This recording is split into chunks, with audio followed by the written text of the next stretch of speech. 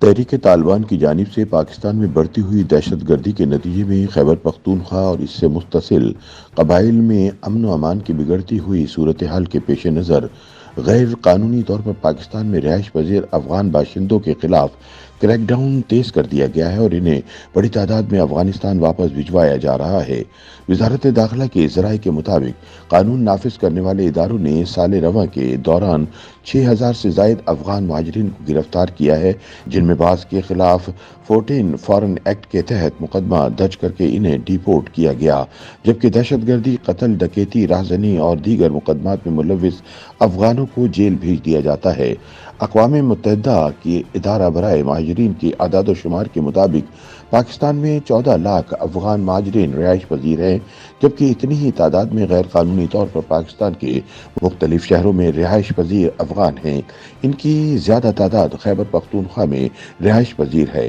قانون نافذ کرنے والے اداروں کا موقف ہے کہ عسکریت پسندوں کے زیادہ تر لیڈر افغانستان میں پناہ لیے ہوئے ہیں، جہاں سے وہ پاکستان میں بدامنی پھیلانے میں سرگرم ہیں۔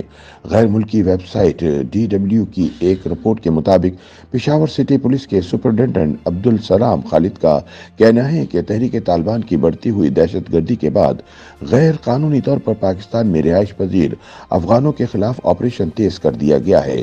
نامکمل دستاویزات رکھنے والے افغانوں کو گرفتار کر کے ڈیپورٹ کیا جا رہا ہے اور ان میں سے کچھ لوگوں کے جرائم میں ملوث ہونے کی اطلاعات بھی ہیں۔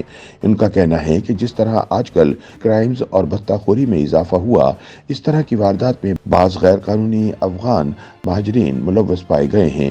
انہیں گرفتار کر کے قانون کے حوالے کیا جاتا ہے۔ ان کا کہنا تھا کہ خیبر پختونخوا کے مختلف علاقوں میں شہریوں سے گن پوائنٹ پر نقدی اور موبائل فون چھین کر ایک مخصوص گروپ کو فروخت کیے جاتے ہیں جو انہیں افغانستان سمگلنگ کرتا ہے۔ اس طرح افغان موبائل سم استعمال کرنے والے بعض مہاجرین بھتہ خوری کے لیے کالز میں بھی ملوث ہوتے ہیں، اس لیے مشکوک افغان مہاجرین کو ان کے ملک واپس بھجوانے کا سلسلہ تیز کر دیا گیا ہے۔